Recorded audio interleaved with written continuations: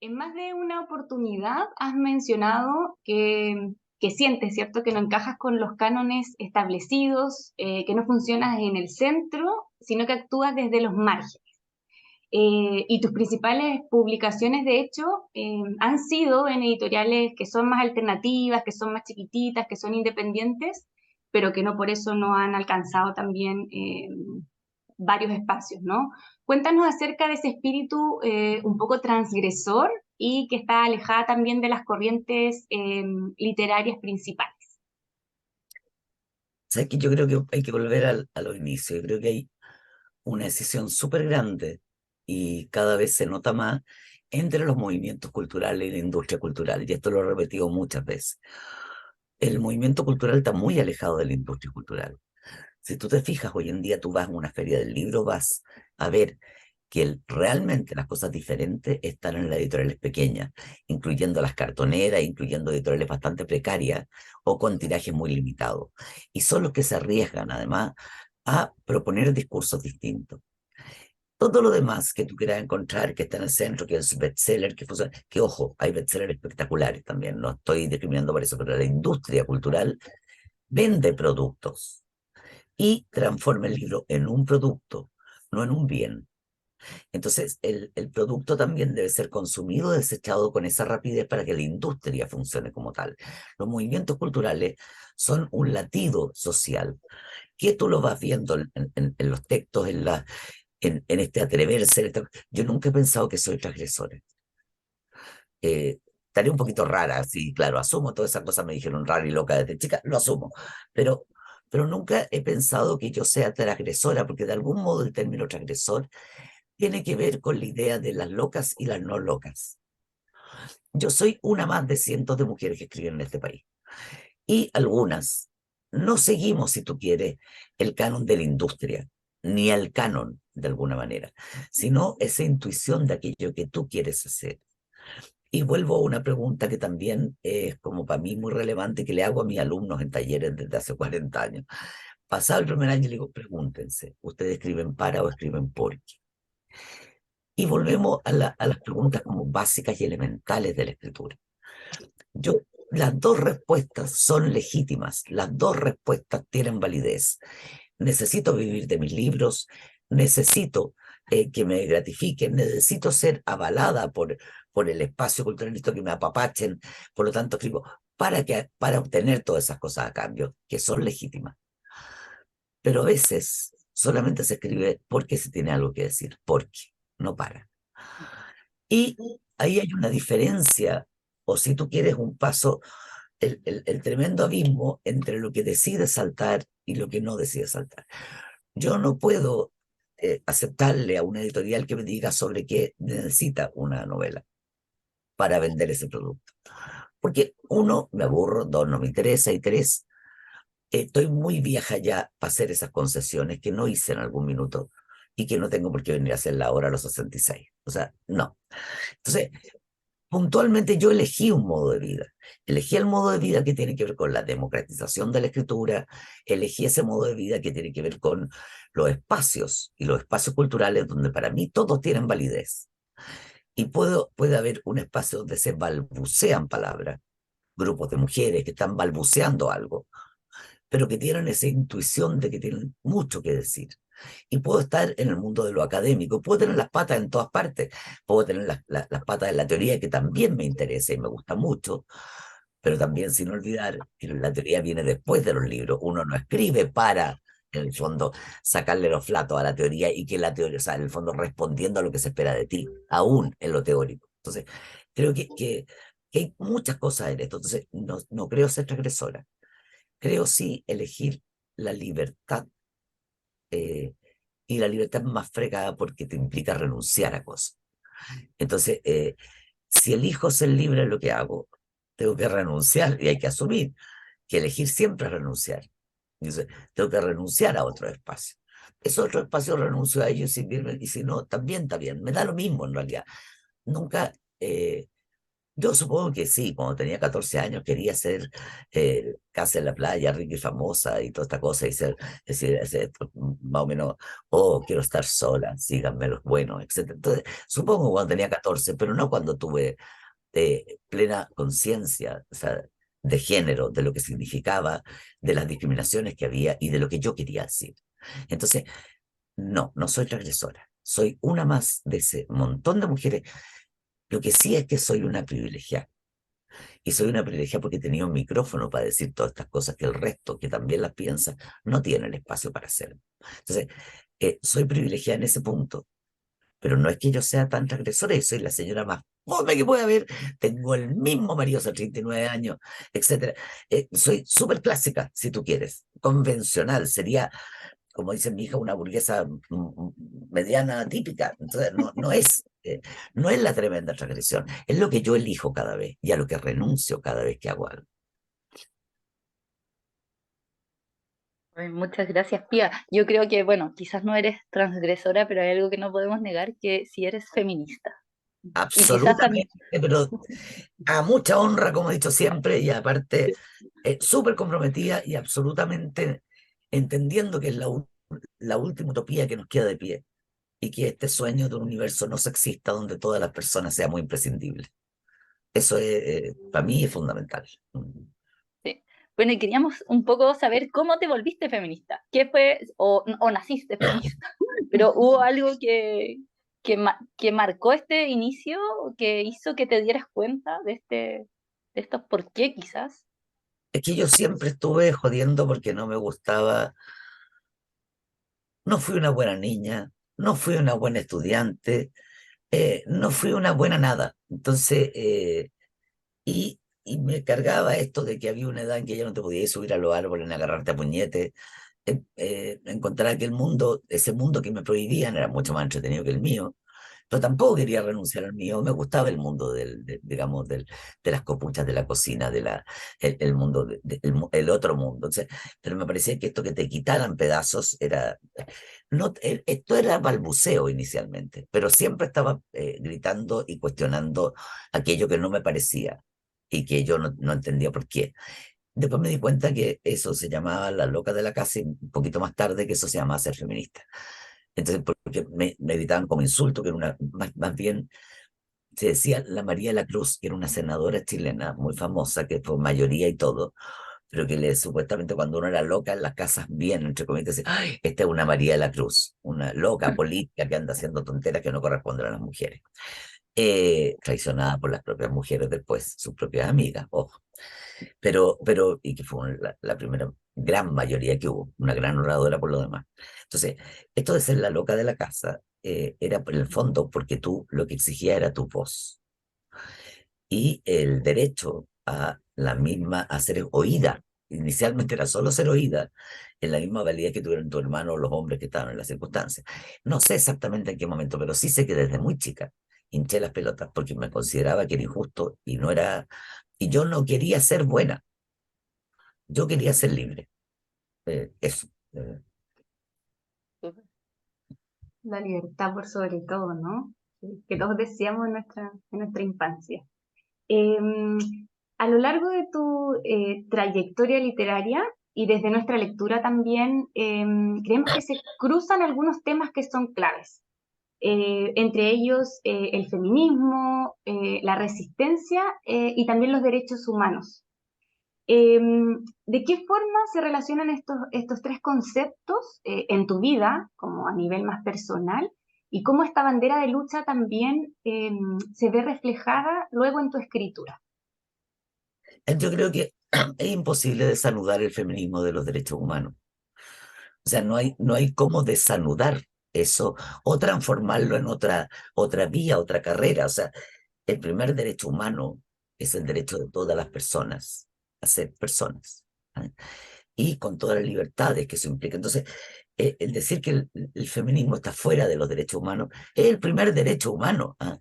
Que el 52% de la población del mundo sea considerado un igual. Ya es lo primero. O sea, me parece fundamental. Lo otro es que eh, para mí siempre funcionó la rabia como un motor y la rabia contra la injusticia. Entonces, obviamente nunca he podido dejar la rabia de lado en lo que escribo. O sea, uno siempre un poco lo que escribe. Y a veces eres asesina, a veces te autoinmolas y eres maravillosa, y a veces puedes ser monja, etcétera, lo que tú quieras, pero puntualmente, de algún modo, tu ideología, lo que tú eres, está en lo que escribes. No puedes tampoco desanudar esos nudos. Yo creo que hay un tejido de hebras que se van anudando y que de repente, después de los 40, descubres que este tejido ya venía hecho. ¿Ah? Y que ya venía anudado y que probablemente sin querer o genéticamente o algo, había alguna vieja que también hizo cosas similares antes que tú y tú sientes que este tejido tiene un sentido y ya no es tan loco ni te sientes tan fuera de ti esto, te sientes como parte de ese tejido. Entonces, el, el, para mí es imposible desanudar los derechos humanos, por lo que acabo de decir, pero también es imposible que tú te sientas de tal manera que escribas otra cosa de lo que eres y de tu modo de mirar. Entonces, aunque hagas el análisis más básico semiótico, vayan a descubrir que detrás de todo libro hay una ideología y detrás de toda persona hablando, eligiendo una palabra y no otra. Está construyendo también un modo de comunicación que corresponde a un tipo de ideología. Y aquí no voy a lo partidista. Aquí voy a que tú estás de un lado o del otro del camino, del lado del que elige mirar, aunque el resto diga que sea el lado equivocado para mirar, ¿no? Y del lado que elige cerrar los ojos. Y creo que eso es lo que hace la diferencia en las escrituras, en las escrituras de mujeres, que no son todas iguales tampoco, en las escrituras de mujeres con conciencia de género, en las separaciones que tú haces por tus opciones de vida. Entonces, no es fácil desanudar. Y a estas alturas tampoco ya no quieres porque te sientes súper bien siendo parte del tejido. Aunque el sistema te diga que tienes que salirte del tejido y mirar desde arriba y ser parte, no ser parte de eso. No, el sistema siempre ha dicho que tenemos que la literatura es para elegidos o elegidas, elegidos en general decía, nunca decía elegidas, pero bueno, y que por lo tanto tú debías estar por sobre todo el resto. A mí me reconforta mucho sentirme parte de una arpillera mayor. Eh, me, me, me hace que el vivir, el respirar tenga sentido, ¿no? El mundo no es para mí, el mundo es a pesar de mí. Qué maravilla que ocurra, que hay otro, que si estiro las manos, hay una mano ahí esperándome que estuvo antes y otra que habrá después.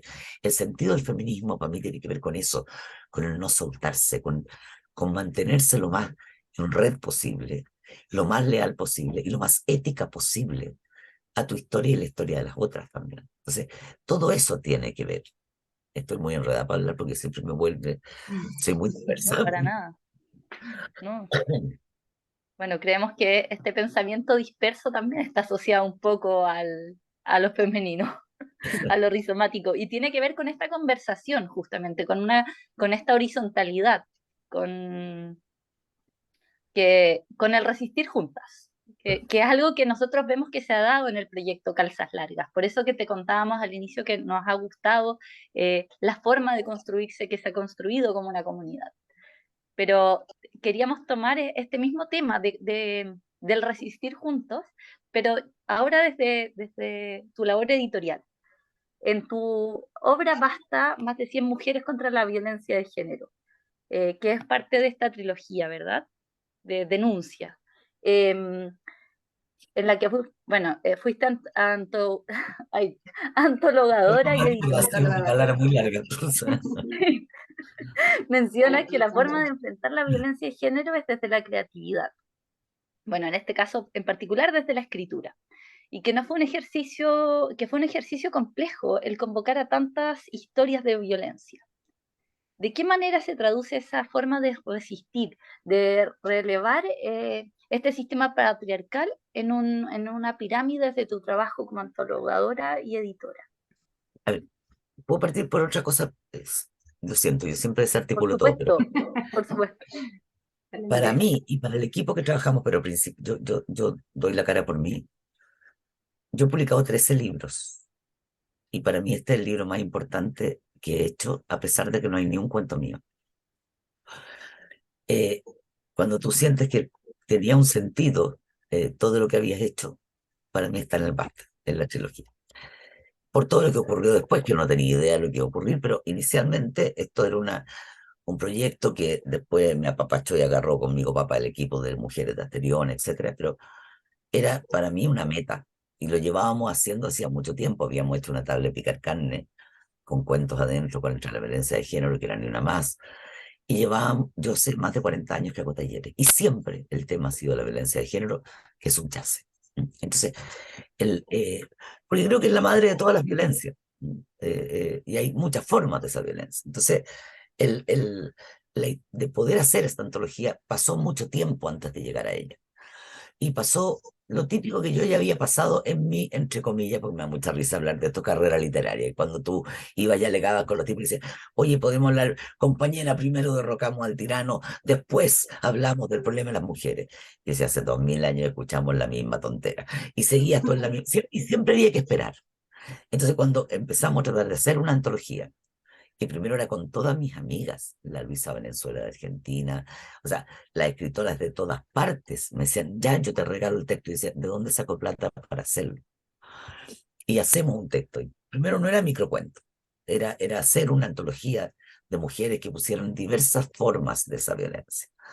Entonces, claro, una es la violencia de Estado, que es la más obvia, pero hay otras violencias que son, y la doméstica, que es la de los golpes, las violencias sistemáticas, las violencias por omisión, miles de violencias. ¿Cómo se ponía eso? Todos teníamos re buena idea, pero ninguna tenía plata. Y estamos hablando de mis amigas de Costa Rica, de Guatemala, las escritoras de muchas partes. Entonces, hazlo, yo te sigo. Sí, claro, hazlo, pero ¿de dónde lo sacamos? Por razones ludopáticas, gané plata en un casino.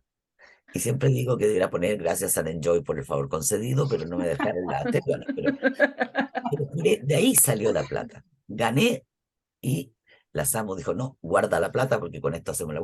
Hice la convocatoria e insólitamente, también porque los hombres me decían de dónde hay que sacar 100 minas que escriban en Chile.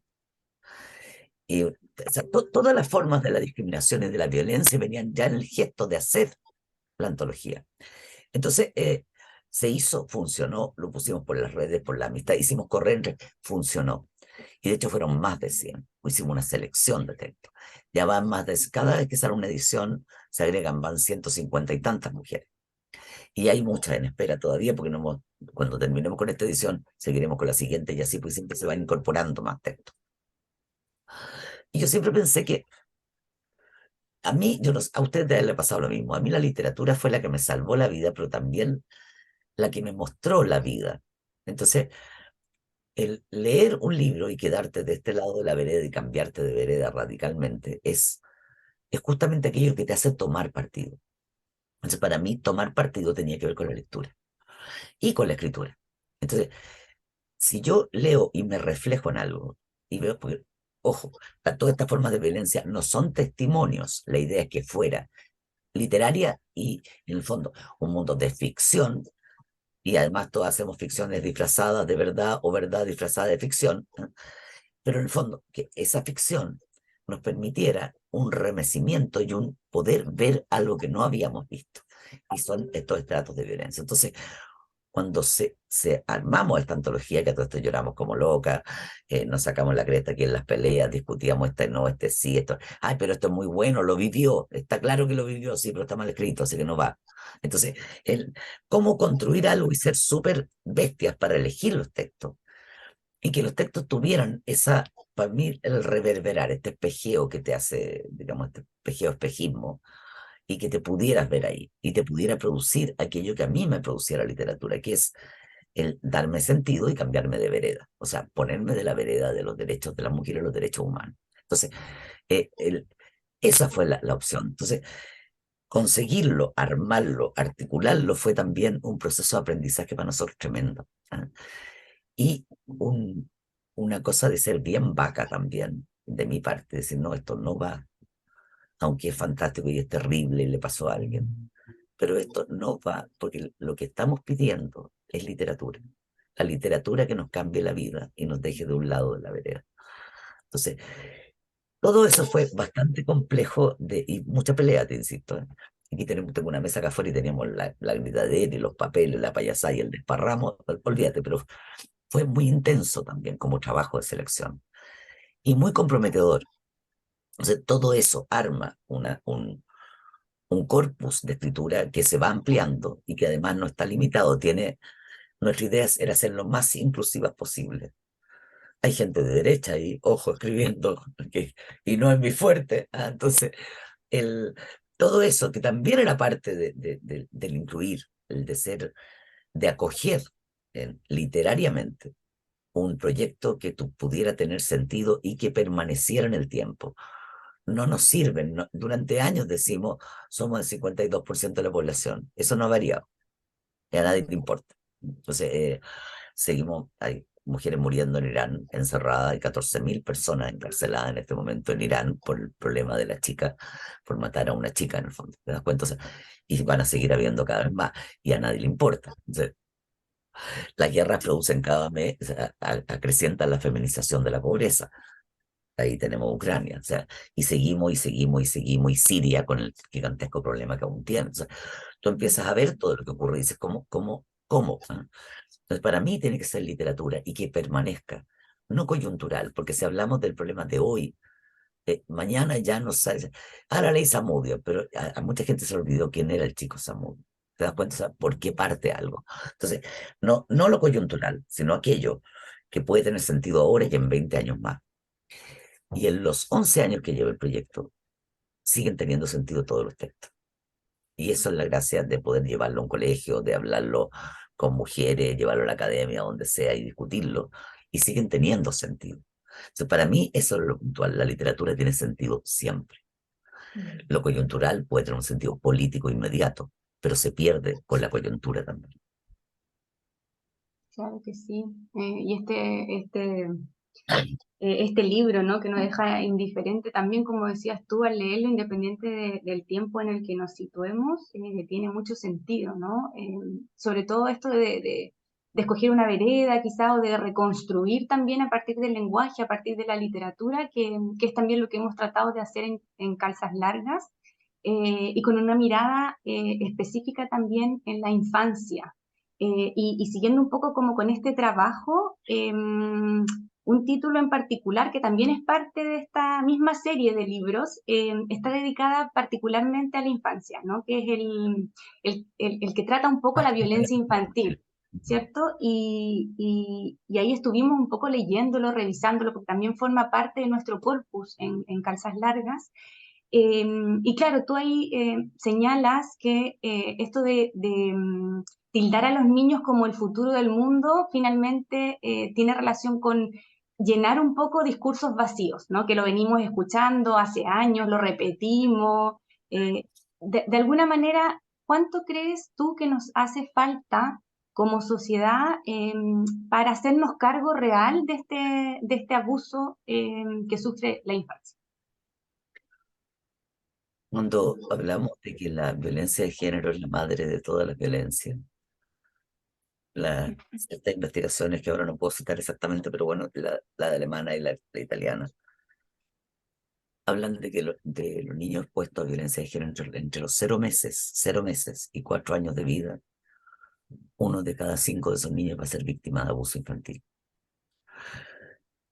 Sí, aunque sea auditivamente, no nos damos cuenta de cómo exponemos supuestamente a esas mujeres que se quedan por los niños, se quedan con el maltratador.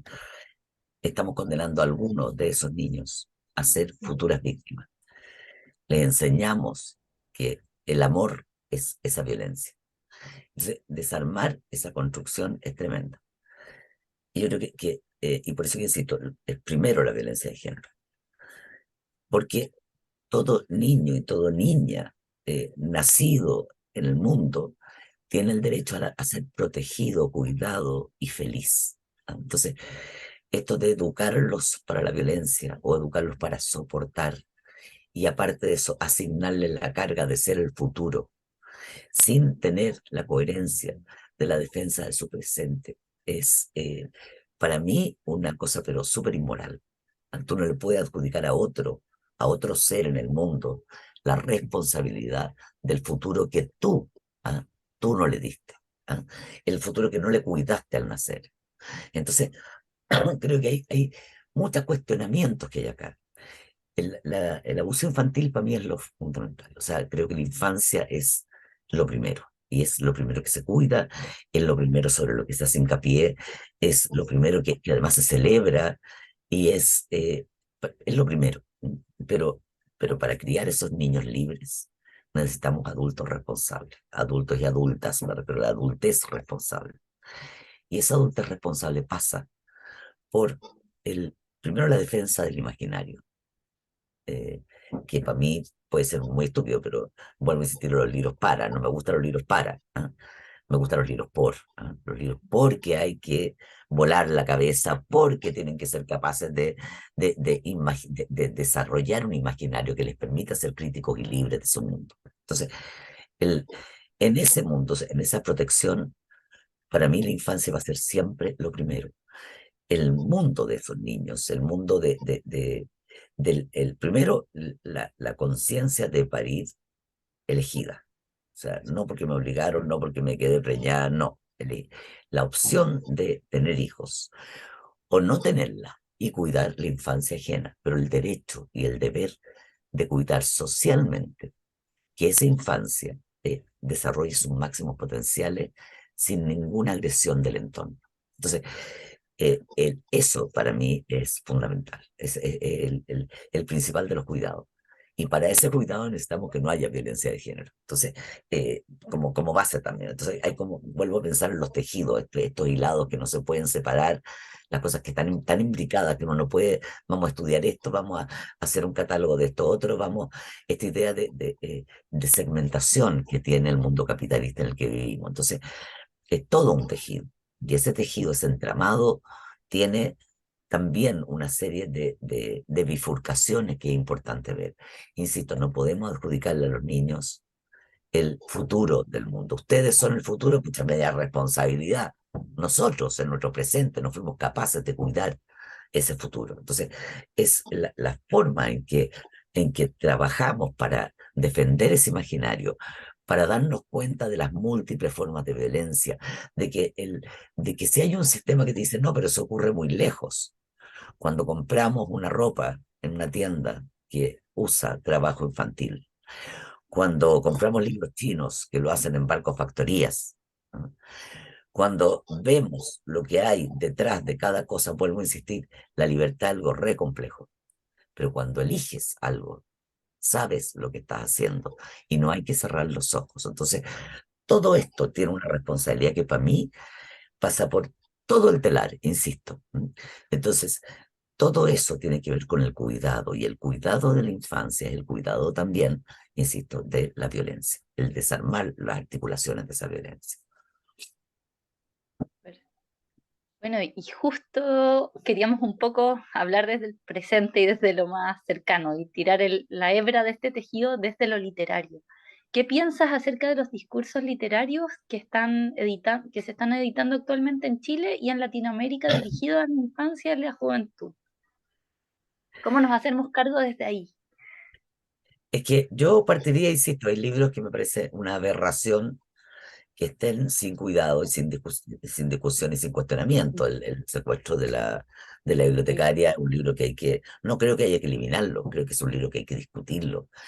Creo que muchas cosas que los chicos y chicas tienen que aprender también a ser cuestionadores de lo que están recibiendo o recepcionando.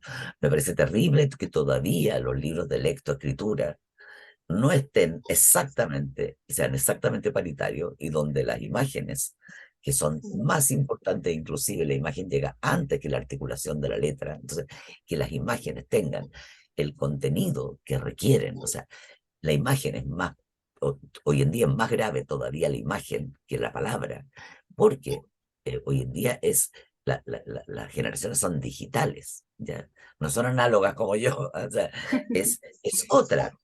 otro sistema. Entonces, la responsabilidad que tiene que haber en cada cosa, la responsabilidad, por ejemplo, de tener textos en los libros de aprendizaje, desde cero hasta cuarto medio, si tú quieres, la responsabilidad de cómo se hace con escritores y escritoras que tengan equidad a la hora de ser estudiados, que haya la misma cantidad de hombres que de mujeres en la cosa, porque no puede ser que los libros de lectura estén todos los hombres en Chile y esté Gabriela Mistral, con mucha suerte, y el árbol de la Bombal. O sea, es no puede ser eso, porque sabemos que hay mujeres desde siempre en la escritura. Entonces, pero para eso, claro, tiene que haber una voluntad y una voluntad política de producir ese cambio. Y de producir ese cambio, yo no estoy hablando de ser histéricamente, aquí hay mitad y mitad, pero al menos que los temas que están puestos ahí, que nada es inocente en los libros de lectura, nada es inocente,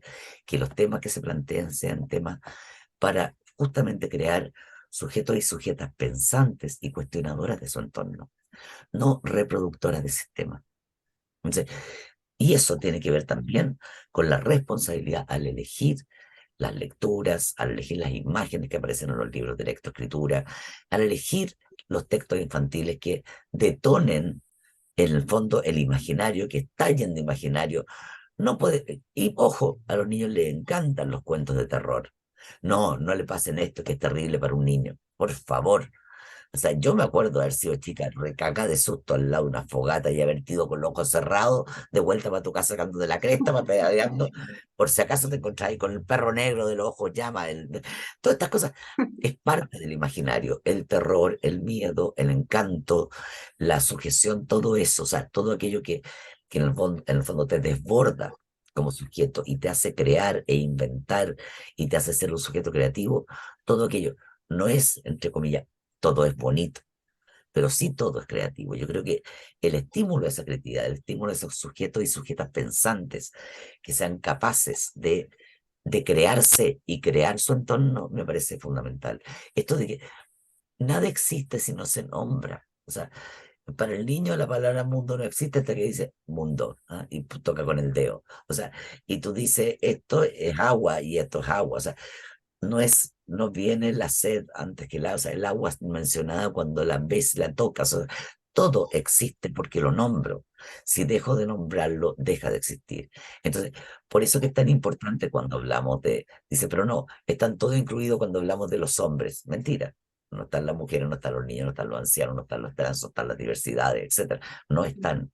Entonces, el, eh, tenemos que ver los modos. Modos que no sean atosigantes y terribles y que nos impidan la comunicación también, porque ojo, porque llegamos a niveles que son de repente extremos y tontos, ¿ah? Pero sí buscar los modos en que sea lo más integral posible todo aquello, en que la escritura, en que el modo de hablarnos, el modo de jugar, el modo de instalarnos sea de acogida y no de exclusión, no de competencia. O sea, para mí las pruebas y todas esas cosas son lo más nefasto que puede haber. Yo, entre paréntesis, de origen soy profesor de castellano. Entonces, todas aquellas cosas que sean mediciones de competencia, me parece más que buscar la excelencia, lo que buscan es una sociedad llena de niños frustrados, porque de esos 40, uno llegó al punto. Uno fue el, comillas, mejor. Esta idea del winner, que para mí lo que hace es una sociedad de fracasados y poniendo el fracaso como algo espantoso, no como una medida de aprendizaje. Fracasar es muy bueno para volver a intentarlo, no para decirte que fracasaste. O sea, creo que los tonos del lenguaje también son cosas que se pueden manejar y pueden ser súper creativas. Claro, y cómo el lenguaje también de alguna manera nos va creando, nos va dando un espacio también en el mundo, como mediadoras, lectoras, muy conscientes también de cómo vamos reproduciendo y transmitiendo esos modelos desde lo femenino, lo masculino, ¿no? Tener también ahí esa visión eh, y esa lectura que sea consciente. Lejos de la censura, por supuesto, lo que hablábamos al inicio, Sí, ¿no? Por eso vamos a dejar de leer los clásicos y de quitar esta experiencia que tú bien ahí describías, de ampliar el mundo, ¿no? De vivir también el terror y los distintos universos en que estuvo el hombre y la mujer a lo largo de la historia.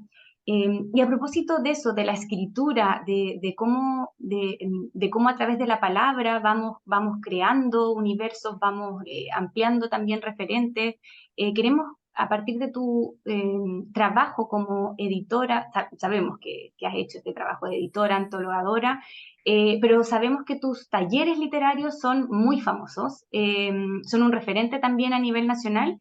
Eh, ¿Qué significa para ti estos espacios? Un poco de la democratización de la cultura, como tú lo has señalado, pero también de la construcción de comunidad. cómo han sido?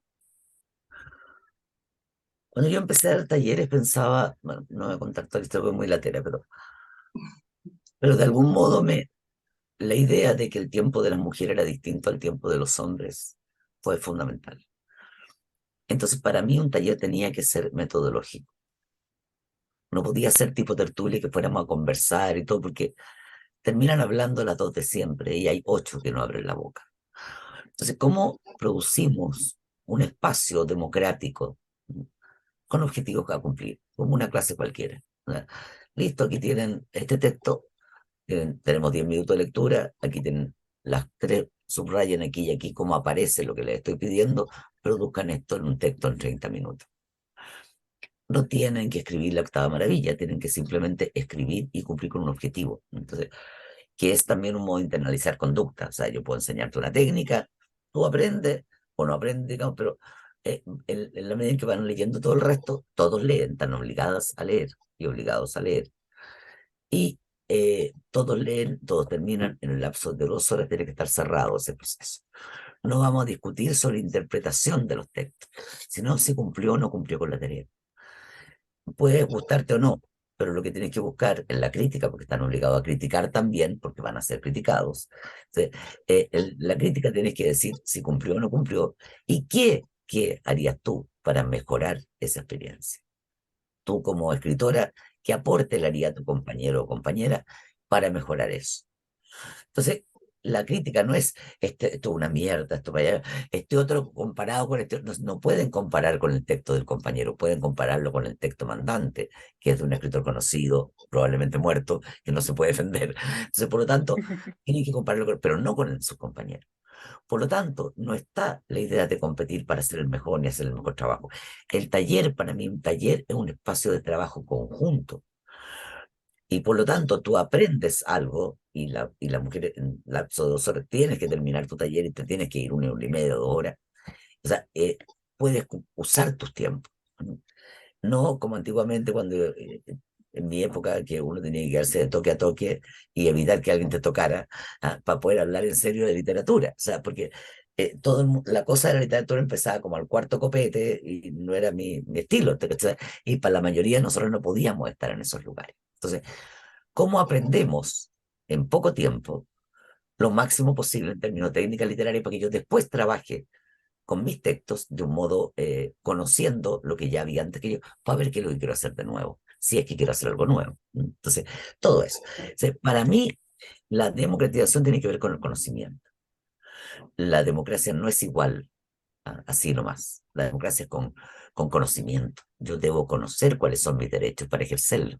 Entonces, y al mismo tiempo tengo que saber qué deberes implican esos derechos. Entonces, tú democratizas en la medida en que homologas el espacio de producción.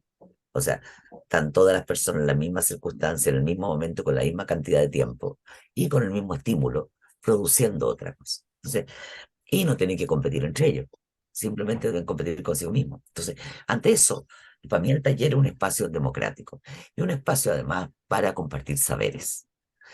Cada persona es un lector potencial y por lo tanto, cada uno de esos 10 integrantes van a poder, son un tipo de lector finalmente que está haciendo un aporte a la persona que está leyendo, ¿no? Un aporte de escritor. Entonces, todo eso para mí es parte del taller. Es democratizar, es darle sentido a algo, pertenencia, y aparte una cosa súper buena que se produce, que es todos odiamos a la profe, que soy yo, y por lo tanto todos nos apapachamos y nos cuidamos. No, pero este texto igual está bueno, tú no lo entendiste, pero que está bien, es crear una comunidad, sentirse parte de algo. Fíjate que yo llevo 2 años haciendo talleres por Zoom. Dice, esto fracasó porque el parte de aquí adentro, aquí tendría que mostrarle el ramo, pero está lleno de caja ahora. Pero aquí hay sillas, hay 12 sillas acá adentro. Entonces, claro, entre las que se hacían amigas, iban a tomar el café después, la otra que le cuidaban. Todo lo que se iba armando acá era una cosa muy linda. Esto ya no está por Zoom, pero se arman igual los grupos y tienen el WhatsApp y se ayudan y de repente hay una que está en Estados Unidos y le dice yo te traigo que te puedo mandar el medicamento y te lo mando para allá.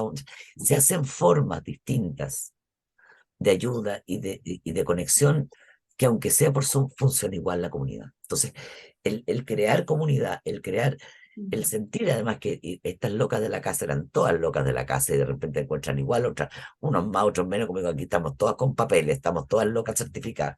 Entonces, encuentras otra gente que es como tú. Entonces, la soledad es menos profunda y la certeza de pertenencia te da otro modo también de enfrentar las cosas. Y otro modo de enfrentar tu escritura, otro modo de enfrentar tu lectura, otro modo de enfrentar es la relacionarte con otras, que también es bueno. Bueno, y para ir cerrando, queremos tomar ese mismo tema, el crear comunidad, justamente, que sentimos que es algo que pasó en Calzas Largas y nos dimos cuenta que, claro, también estábamos todas locas certificadas en ese encuentro presencial en Valdivia. Eh, y nuestra forma de acompañarnos quizás es a través de la literatura. Entonces te queríamos pedir que nos recomendaras algunas lecturas. Bueno, en nuestro proyecto hemos destacado la importancia de revisar los corpus literarios con los que trabajamos e integrar voces femeninas en estos corpus. Entonces, ¿qué escritoras o obras escritas por mujeres nos podrías recomendar? Bueno, yo parto por un cuento que siempre recomiendo que toda mujer que escribe debería leer, que es de una escritora mexicana, Rosario Castellanos, creo que lo van a encontrar en la web, se llama Lección de Cocina. Creo que leer ese cuento y darle una vuelta va a ser increíble. Y hay que cagarse la risa, pero yo no sé si para todas las generaciones funciona como para la mía. Un texto de Ana Lidia Vega que se llama Letra para salsa y tres soneos por encargo, que es una historia con tres finales y que yo me remuero de la risa cada vez que la leo, que es una de las pocas feministas de los años 70, además con sentido del humor, porque las feministas no nos caracterizamos exactamente por escribir con sentido del humor, somos más bien amargas, yo soy amarga como el Natra, entonces, esta no, con ella te mueres de la risa y es genial, es muy sarcástica, igual que las creadoras centroamericanas en general. Creo que eso es como dos cuentos fundamentales, pero yo creo que en Chile, por ejemplo, hay escritoras notables, aparte de las clásicas, aparte de Marta Brunet, que me parece notable, Soledad de la Sangre, un texto que me encanta. Hay mucho, Amasijo, que es la novela, bueno, la Marta Jara, etcétera. Hay muchas de las antiguas. Y en este momento hay un rescate constante de escritoras que estuvieron y que pasaron inadvertidas, entre comillas, o las dejaron opacadas por el silencio. Eso existe, el rescate. Pero fíjate que hay textos que son muy interesantes, cuestionadores de cosas. O sea, acaba de salir una especie de antología que se llama El Querisque, que son todos los libros de cuentos, en el fondo, los cuentos de Andrea Maturana, que es muy bueno y es muy interesante. Hay un libro de Andrei Eftanovich que se llama No aceptes caramelos de extraños, que es buenísimo. Y también es interesante por los cuestionamientos que hizo, además sobre el cuidado de la infancia. Vuelvo a pensar en estos temas terribles, ¿no? Que es el tema del abuso. Ana María del Río tiene un montón de textos que decir. Y a mí una escritora chilena que me gusta muchísimo, que se llama Beatriz García Huidobro, y que es súper interesante. Ella tiene una joyita que se llama Mareas. Y por supuesto yo, ¿para qué le voy a decir que era una Fernández que me hinco de rodillas? ¿No?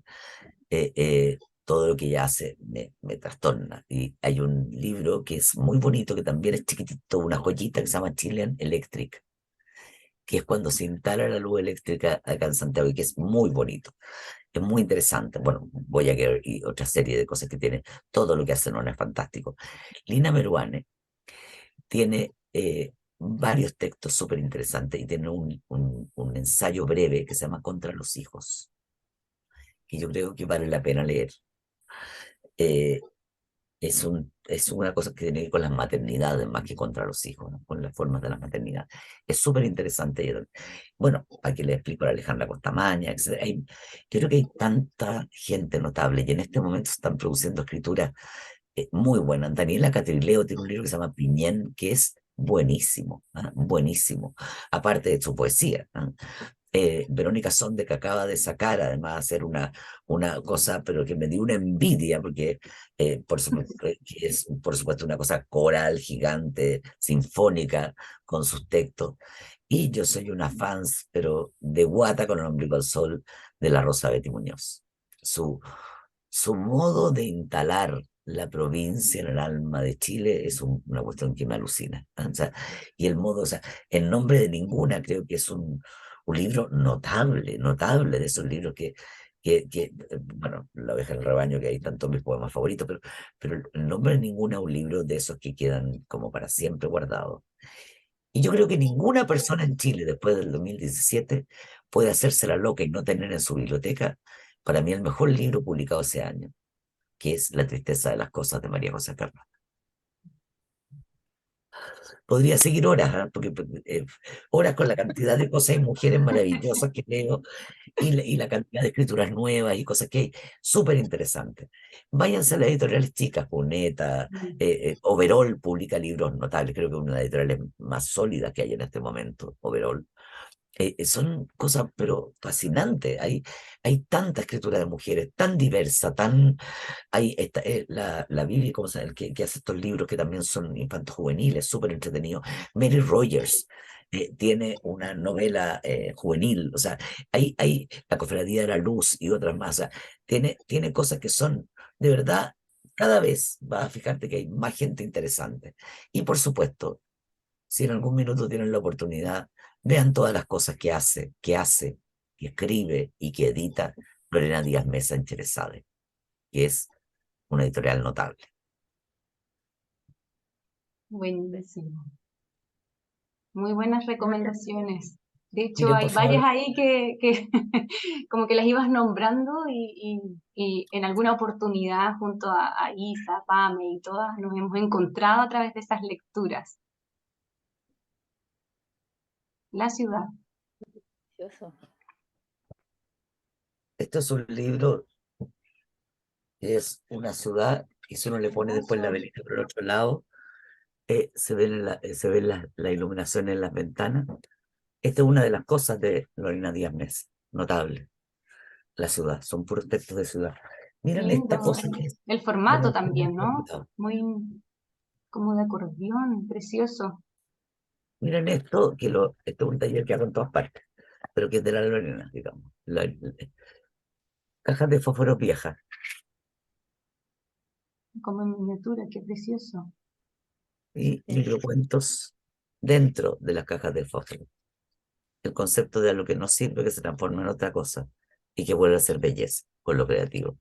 No, ella hace cosas, la Lorena Díaz es mi ídola, hace cosas monumentales y siempre bueno, aparte de que hace estas cosas que,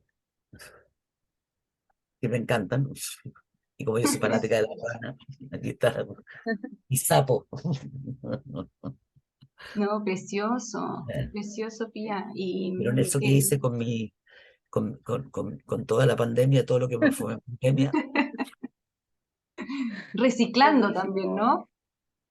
y ¿viste? Son cuentos Qué a bonitos los favor formatos, contra el cigarrillo, Sí, que están en muy innovadores. ocupando todas las cajetillas que me fumé en pandemia, ahí están. O sea, Claro, de alguna manera hay que reutilizar, ¿no? el trabajo además de darle dignidad a aquello que tú creías que era basura. La basura nunca es basura. Depende de lo creativa que puedas hacer para reintegrarla y rehacerla y transformarla en una nueva cosa. Entonces, toda esta cosa tiene que ver también con el concepto este es el que nosotros hicimos este año, el libro objeto de este año. Cuentos a domicilio, ¿no? Claro. O sea, es un delivery, o sea, la cosa con cuentos dentro, ¿ves? Cuentos con ilustración y todo. O sea, en la idea de ocupar diferentes soportes también para acceder a la lectura de un modo distinto. Y bueno, los libros objetos que son mi delirio. Entonces, hay tantas cosas que hay por ver, tantas cosas entretenidas, cosas que están donde detrás hay mujeres maravillosas haciendo cosas fantásticas, ¿no? Amanuta, que es una editorial preciosa también. O sea, hay tanto, y tanto a lo que no tenemos acceso, que yo vivo en toda la feria del libro donde llegue a hurguetear qué hacen los locales y las locales en esa producción. Hay que darle el espacio y la cabida a la creatividad de las mujeres, pero además eso depende de las propias. Las mujeres somos las máximas compradoras de libros y sin embargo nos dejamos guiar por lo que nos dicen que tenemos que hacer. Comprar el bestseller, comprar el que nos dicen. Ojo, confiemos en nuestra intuición. Las mujeres siempre hemos funcionado más con el cuerpo que con la cabeza. El cuerpo es el que tiene que llevarnos hacia el cuerpo de otras mujeres y buscar también lo que hacen otras. ¿Ah? No invalidar lo que hacen otras, sino que justamente somos nosotras el poder comprador de libros. Démosle validez a las mujeres cuando elegimos comprar un libro. Claro que Buenísimo. sí. Además, los libros que nos mostraste de Lorena apuntaban un poco a esta intimidad también. El libro Leporello o las cajitas de fósforo, que Ah, también tienen que ver con esta conexión como casi invisible, que a veces no, nos conectamos las mujeres a partir de estos gestos y que desatan y que abren discursos y conversaciones a partir de cositas muy chicas. Sentí que tenía mucho... Pero además el libro eh, objeto tiene una gracia que es íntimo, que es lo que hablábamos sí, recién. Si tú piensas que, listo, yo no tengo nada que regalar para la Pascua, soy pobre, pero escribí un microcuento que me encantaría que el resto conociera. Con una hoja de papel, 10 cajas vacías, armo mi regalo particular y le pongo la dedicatoria en la parte de atrás y una portada, le hago toda esta cosita con algo que supuestamente sobraba y lo transformo en un discurso íntimo para mis amigos y lo llevo y entrego un regalo de Navidad personalizado, no comprado en ninguna parte que indica que te dedique tiempo. Cuando escribimos, habitamos en otros. Yo siempre digo lo mismo porque esto del privilegio de habitar en alguien mientras te está leyendo, tú eres en otra persona. Entonces, cuando le dedicas el libro objeto, le estás haciendo además el tiempo, le estás reconociendo en el la intimidad contigo, estás leyéndote, estás haciendo y estás teniendo algo físico que se hizo para ti. ¿Ah? No una máquina, no lo hizo una máquina, lo hizo alguien para ti. Y es como el bordado que te hizo la abuelita, no sé, la primera camisita, algo que se hizo para ti. Esa intimidad, ese gesto que es profundamente familiar, de clan, de pertenencia y de comunidad, es también lo que nos falta hoy en día, no pensar como en las grandes cosas, en las grandes tirajes de libros. Busquemos eso íntimo, eso de nosotras, eso que nos pertenece y que hemos dejado en la cultura, nos hemos transformado en la cultura del hacer y hemos dejado de lado esa cultura del ser, que es lo que nosotras somos, la cultura del ser. Claro que sí, tía. Bueno, nos quedamos con esa idea entonces de intimidad, ¿no? De rescatar también nuestros espacios, de rescatar también estos productos que surgen desde lo más íntimo de nosotras, ¿no? Y de nosotros, de poder también compartir, ¿no? De poder crear y a partir de ahí generar esta comunidad y construir en conjunto, que yo creo que es lo que nos falta, ¿no? Hacia dónde debemos avanzar. Y te queremos agradecer tu tiempo, esta conversación, todo lo que nos entregaste. De verdad que cuando ibas nombrando ahí algunos referentes literarios, como yo miraba a mi compañera Isa, porque hay varios textos ahí también que hemos visitado, revisitado, leído, compartido en comunidad, y que nos alegra también saber que son referentes tuyos, ¿no? Como también tú lo eres para nosotras y para el proyecto Calzas Largas. Así que muchas, muchas gracias por tu tiempo, Pía. Y gracias por la invitación. Bueno.